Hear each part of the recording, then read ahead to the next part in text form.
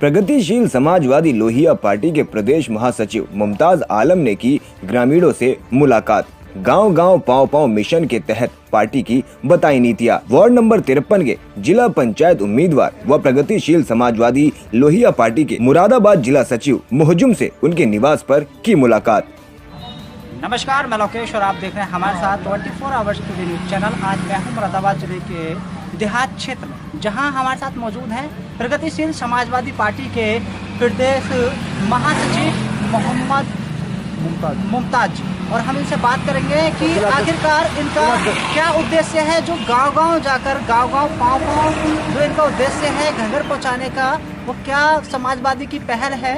और इस समय मैं मौजूद भी हूँ और उनसे रूबरू कराऊंगा आपको और जानकारी भी दूंगा। जी सर, आपका नाम? जी मुमताज आलम। मुमताज आलम जी, आज आपने ग्राउंड रिपोर्ट की है, यहाँ ग्राउंड पे आप घूमे, आपका जो लक्ष्य है गाँव-गाँव प्रगतिशील में आपको सौंपा है, तो इसका क्या उद्देश्य है? देखिए, उसका उद्देश्य ये है कि मेरे नेता माननीय शिवपाल सिंह यादव खेत से लेकर खलियान तक, जी, दुकान से लेकर मॉल तक प्रगतिशील समाजवादी पार्टी के चुनाव निशान चाबी को पहुंचाना चाहते हैं। अच्छा, उनका उद्देश्य ये है कि जिस तरीके से 1992 में समाजवादी पार्टी बनी, जिसके मुखिया मुलायम सिंह यादव, उसके नेता शिवपाल सिंह यादव, जिस तरीके से उन्होंने वहां पर मेहनत करी और मेहनत करने के बाद समाजवादी पार्टी को 4 दफा सत्ता में लाने का काम किया।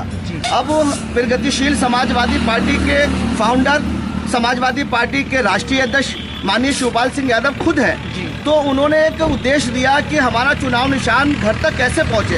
तो उन्होंने एक हमें मिशन दिया और जिसका नाम ये था कि गांव-गांव पांव-पांव, गांव-गांव पांव-पांव जाकर चुनाव निशान चाबी को घर तक पहुंचाए। क्योंकि आने वाला चुनाव जो ग्रामीण चुनाव है, जिला पंचायत सदस्य का चुनाव है, उसके बाद प्रधानी का चुनाव है, पीडीसी का चुनाव है, तो हमारी पार्टी का उद्देश्य ये है कि इसके साथ साथ गाँव को जोड़ा जाए, शहर से लेकर गाँव तक, गाँव से लेकर खलियान तक। जिस तरीके से समाजवादी पार्टी, बहुजन समाजवादी पार्टी, कांग्रेस, दीगर पार्टियां काम कर रही हैं, उसी तर्ज पर प्रगतिशील समाजवादी पार्टी पूरे जनपद मुरादाबाद में काम कर रही है। जैसे कि देखने में आया कि जो शिवपाल यादव जी हैं, काफी अच्छा उनका कार्यकाल रहा है, जो समाजवादी पार्टी में उनका बहुत तवज्जो दी गई थी। आज उन्होंने अपनी अलग पार्टी बना रखी है, तो उसका क्या उद्देश्य है? देखिए, उनको तवज्जो नहीं बल्कि नेता ही मुलायम सिंह यादव जी और शिवपाल सिंह जी दिए। जिस तरीके से देखा कि अपने परिवार के लिए कोई मकान बना के देता है, अपनी औलाद के लिए, इस तरीके से अखिलेश जी को उन्होंने मकान बना के दे दिया। स्वयं अब राजनीति करने के लिए, हम जैसे दबे कुचले नौजवानों को नेता बनाने के लिए माननीय शिवपाल सिंह यादव जी ने यह कदम उठाकर प्रगतिशील समाजवादी पार्टी का गठन किया है कि हम जैसे दबे कुचले लोग जो उपस्थित थे, यानी 25 साल की राजनीति में हमें मेंबरी तक का टिकट नहीं मिला, तो हम उपेक्षित थे, यानी हमारी प्रेरणा थी, मगर हमारी प्रेरणा को दूर करने का काम हमारे नेता माननीय शिवपाल सिंह यादव जी ने किया। और मैं आभार व्यक्त करता हूं कि हम जैसे गरीबों को उन्होंने आगे बढ़ाने का काम और नेता बनाने का काम। अच्छा, ऐसा तो नहीं है जैसे राजनीतिक पार्टियां जाति भेदभाव पे चुनाव लड़ती हैं, उसके बाद में जनता को भूल जाती है, क्या आपका भी यही होगा? नहीं, देखिए, मेरे नेता माननीय शिवपाल सिंह यादव कभी दलित को दलित नहीं कहते, कभी मुसलमान को मुसलमान कहते, अल्पसंख्यक नहीं कहते। यानी समाजवादी विचारधारा का नाम क्या है? समाजवादी विचारधारा का नाम वो है कि एक आखिर नंबर 1 पे और नंबर 100 पर जाने वाले आदमी की उतने ही पकड़ हो जितना 100 नंबर पे बैठा हुआ। देखिए, जैसे देखने में आया कि सरकारें आती हैं, नए नए वादे भी करती हैं, लेकिन जो सरकार बन जाती है उसके बाद में वो किसानों को भूल जाती है, गरीबों को भूल जाती है। और आप अब देखने में आया कि किसान दर दर भटक रहा है, इधर उधर भटक रहा है। क्या आपका ऐसा कोई उद्देश्य तो नहीं है? देखिए, हमारे नेता माननीय शिवपाल सिंह यादव जी ने सदन में कहा था कि अगर किसानों की भलाई चाहते हैं तो किसान आयोग का गठन करें। जिस दिन किसान आयोग का गठन इस देश के अंदर हो गया, उस दिन किसान देश का मजबूत हो जाएगा। और किसानों के नेता हैं और किसान के बेटे, इसलिए हमारा उद्देश्य ये है कि जब वो सिंचाई मंत्री थे तो ये नहर के अंदर पानी बहता था, आपके सामने नहर है, नहर में पानी होता था। आज 2017 से लेकर 19 खत्म होकर 20 लग गई है, नहर में पानी नहीं है, नहर सूखी हुई है। नहीं, जैसे कि आप देखने में आया भी है कि इस समय कृषि बिल को लेकर किसान सड़कों पर हैं, उनकी कोई मतलब जो सरकार इस समय मौजूद है सुन भी नहीं रही है, और काफ़ी दिनों से 35 दिन से भी ज़्यादा हो चुके हैं, किसान दर दर की ठोकरें खा रहे हैं, लेकिन उनका जो समस्याएं थी वो बरकरार हैं। देखिए, सबसे बड़ी बात यह है कि 135 करोड़ की जनसंख्या वाला देश, जिसके प्रधानमंत्री नरेंद्र मोदी मात्र 2 लोगों के हाथों की कठपुतली बन के रह गए, अंबानी और अडानी। देश में वो लोग कभी वोट नहीं देते। मेरा मानना है कि अगर वो किसी वोटर वोट बूथ पे गए हों, अंबानी या अडानी, तो मैं शासन छोड़ दूंगा। जिन लोगों ने उनके लिए कुर्बानी दी थी, जिन लोगों ने उन्हें बहुमत में लाने का काम किया, आज सड़कों पे है, ये बहुत बड़ी निंदी है। मैं तो देश के राष्ट्रपति जी से मांग करता हूं कि देश के अंदर राष्ट्रपति शासन लगा दिया जाए। आप चुनाव किस स्तर पर लड़ेंगे अब अपनी प्रगतिशील? देखिए, हमारे नेता माननीय शिवपाल सिंह यादव जी का जो राजनीतिक सफर है वो 35 साल पुराना है। 4 दफा वो कैबिनेट मंत्री रहे, सिंचाई मंत्री रहे, लोक निर्माण मंत्री रहे। देख लीजिए जितने जिले के अंदर पुल बने हैं वो मेरे नेता माननीय शिवपाल सिंह यादव जी की देन है। इसी पर 2022 का हम चुनाव लड़ेंगे। अच्छा, जैसे कि देखने में आया कि कुछ पार्टियां हैं, राजनीतिक पार्टियां कुछ जाति को लेकर चुनाव लड़ती हैं, कुछ किसी भेदभाव को लेकर चुनाव लड़ती हैं, जैसे हिंदू मुस्लिम। क्या आपकी पार्टी भी इस तरह से कोई मतलब लेकर चुनाव लड़ेगी? देखिए, हमारा उद्देश्य यह है कि छोटे लोगों को आगे बढ़ाने का काम। अगर हम हिंदू मुस्लिम बौद्ध पासी जैन कर लेंगे तो हम आगे नहीं बढ़ पाएंगे। हमारा उद्देश्य यह है कि हर घर के अंदर रोशनी हो, हर घर का चिराग जले।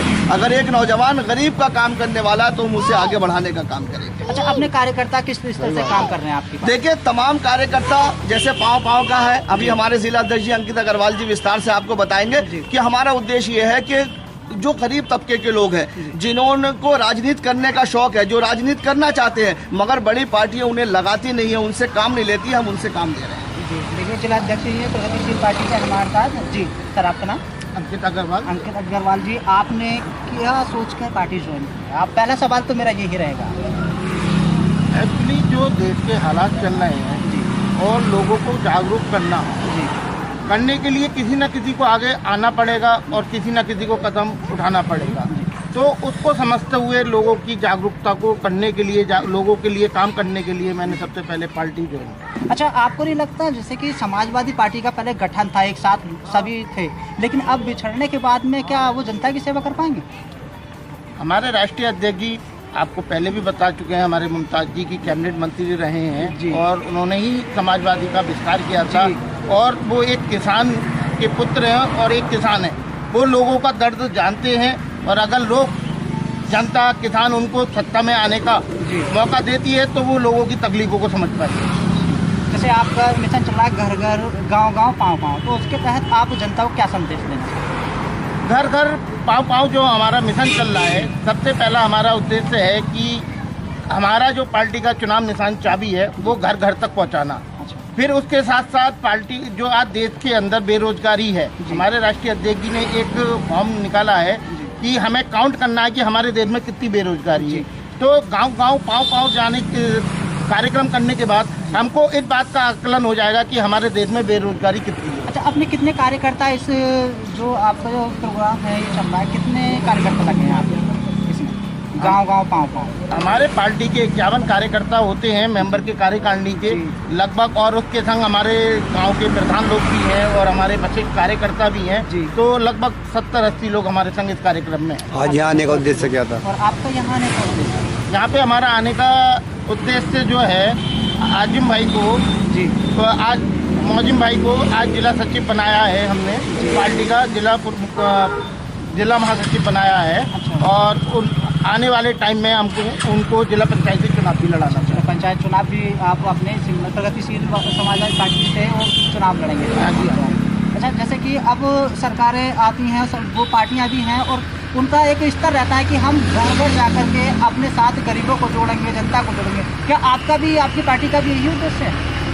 गरीबों को जोड़ना नहीं है, गरीबों को साथ लेके चलना है, गरीबों को तकलीफें समझना है। अगर हम जब घर घर पहुंचेंगे तो जब ही हमको किसी की तकलीफ पता चलेगी। अगर हम आज एसी में बैठेंगे तो हमको कहाँ से पता चलेगी? हमारी सरकारें कहती है ना कि हम, हमारे साथ हर गरीब है, और लेकिन गरीब जब मिल जाता है तो उसके बाद में वो धरने की टोकरे खाता है। मैं आपके चैनल के माध्यम से मैं ये जानना चाहता हूँ कि मुझे किसी का तकलीफ जब ही पता चलेगी जब मैं उसके द्वार पर पहुँचूंगा।